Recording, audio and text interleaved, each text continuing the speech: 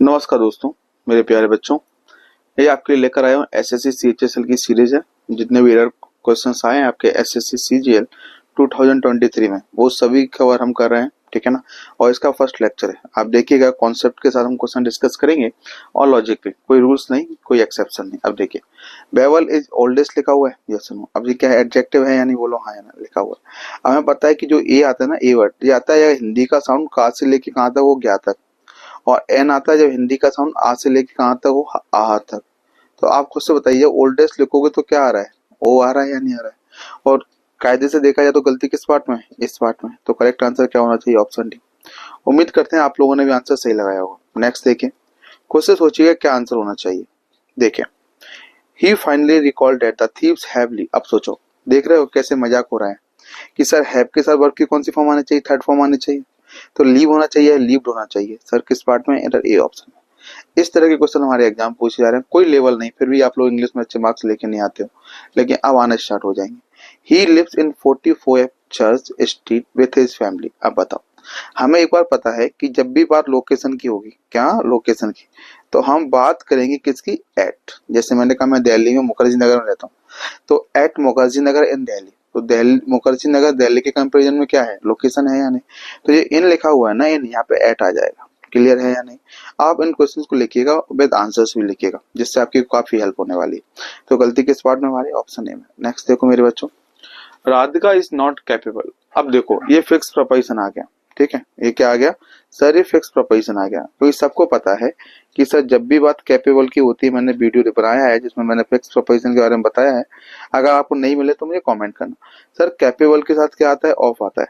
क्या बताया मैंने, सर कैपेबल के साथ क्या आता है, ऑफ आता है। इस बात को आपको क्या होना चाहिए था, पता होना चाहिए। नहीं पता है तो कोई दिक्कत नहीं, तो क्या रखोगे कि सर कैपेबल के साथ हम क्या लगाएंगे, ऑफ लगाएंगे। और यहाँ पे क्या लगाया है, ऑन लगाया है। तो गलती किस पार्ट में, सी पार्ट में।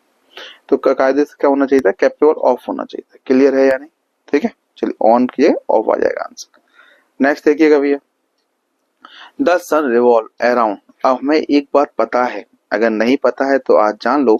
जितनी भी सेलेसियल बॉडी होती हैं, क्या होती हैं, सेलेसियल बॉडी होती हैं, उनके साथ हम आर्टिकल दा लगाते हैं। सेलेसियल बॉडी के साथ क्या लगाते हैं, आर्टिकल दा। क्लियर है, द अर्थ, द सन। तो करेक्ट आंसर क्या होना चाहिए, दा हो जाना चाहिए था। क्लियर है। तो गलती किस पार्ट में थी, इसी पार्ट में। नेक्स्ट देखिएगा, इस तरह के क्वेश्चंस आपको डेली मिलेंगे। हम पैराजंबल भी करा रहे हैं, एसएससी सीएचएसएल के एग्जाम में आया हुआ है, सीजीएल के एग्जाम में आया हुआ है पैराजंबल। सीपीओ का एग्जाम आपका आने वाला है, सीएचएसएल का तो आपको जुलाई में स्टार्ट होने वाला है, ठीक है। तो हम हर चीज पर डिस्कस करेंगे, ओके। हर एक चीज के बारे में, हर एक कॉन्सेप्ट के बारे में आपको बताएंगे। व्हेन मैं कैम आई सेल को। अब देखो, लॉजिक के साथ जाओगे तो आपको आंसर बड़ा अच्छा लगेगा। देखो भैया, ये मेन क्लॉज है। अब आपको मेन क्लॉज पता है तो ठीक है, नहीं पता तो आपको पढ़ना पड़ेगा। मैं आपको बता दूंगा मेन क्लॉज, अगर आपको नहीं पता तो मैं वीडियो बना दूंगा। मेन क्लॉज क्या होता है, मेन क्लॉज इसे इंडिपेंडेंट क्लॉज भी कहते हैं, ठीक है। इसे प्रिंसिपल क्लॉज भी कहते हैं। और ये व्हेन लिखा है ना, सबऑर्डिनेट कंजंक्शन है, इसलिए पूरी क्लॉज कौन सी बन गई, सबऑर्डिनेट क्लॉज बन गई। अब मेन क्लॉज किसमें है, सर प्रेजेंट फ्यूचर में, सॉरी मेन क्लॉज किसमें मेरे बच्चों, फ्यूचर में। तो यदि मेन क्लॉज फ्यूचर में होता है तो सबऑर्डिनेट किसमें जाता है, प्रेजेंट में जाता है। तो मैं कैम की है क्या हो जाना चाहिए, कम्स हो जाना चाहिए। तो गलती किस पार्ट में, जल्दी बताओ सर, ऑप्शन बी में। क्लियर है।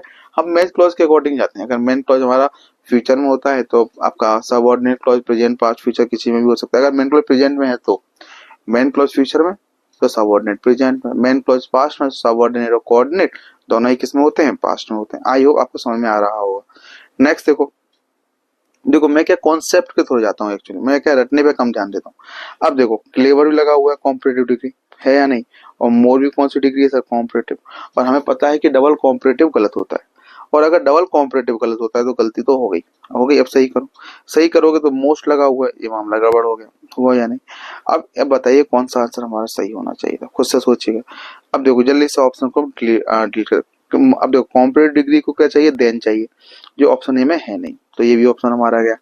अब बचा हमारा ऑप्शन बी और डी। अब देखो कुछ तो गड़बड़ हो रही होगी, यहाँ द यंग चल रहा है और जहाँ यंगर लग रहा है, तो मामला गड़बड़ हो गया, ये भी गलत हो गया। तो करेक्ट आंसर हमारा कौन सा हो जाएगा, the young pilot is clever then captain of the ship. B is right answer. Next देखो, चलिए बताइए क्या होना चाहिए। अब देखो, अगर आपको पता है तो ठीक है, नहीं पता है तो मैं आपको बताऊं, ये आपको याद होना चाहिए था। ये फिक्स फ्रेज है, इन कोर्स ऑफ टाइम। क्या कहा मैंने, in course in course of time, ठीक है। इन कोर्स ऑफ टाइम ये फिक्स फ्रेज है, ये आपको पता होना चाहिए। तो अब बाई की क्या आ जाएगा, ऑफ आ जाएगा। क्लियर है या नहीं? तो गलती किस पार्ट में थी, ए पार्ट में, कोई दिक्कत नहीं। अब देखो इनफ हमारा एडवर्ब है, बाइज हमारा एडजेक्टिव है, और जो वॉज दिख रहा है ना जी लिंकिंग वर्ब है। तो लिंकिंग वर्ब के बाद क्या आता है, एडजेक्टिव। अब बहुत से बच्चों को लिंकिंग वर्ब भी नहीं पता होगा, वो तो इसको हेल्पिंग वर्ब या मेन वर्ब बोल रहे हो। यही तो डिफरेंस है।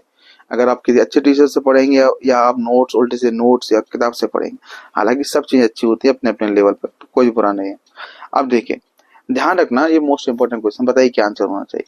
आप क्या देख रहे हो, आपने आई लाइक माई पपीज में आपने देखा मोर देन टू चीजें हैं, और जैसे मोर देन टू लगी हुई तो इसका मतलब मोर देन टू है, मतलब वन वर्सेस ऑल, तो सुपरलेटिव। लेकिन दिक्कत क्या है पता है, हम सिलेक्शन कर रहे हैं। क्या कर रहे हैं, सिलेक्शन। क्या कर रहे हैं जल्दी बताओ, सिलेक्शन।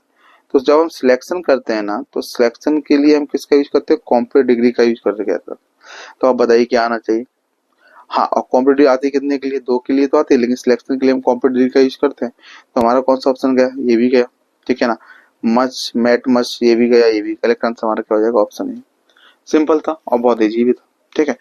चलिए, आई होप आपको वीडियो अच्छा लगा होगा। अगर आपको समझ में आया तो प्लीज क्लास को लाइक शेयर सब्सक्राइब कर दीजिए।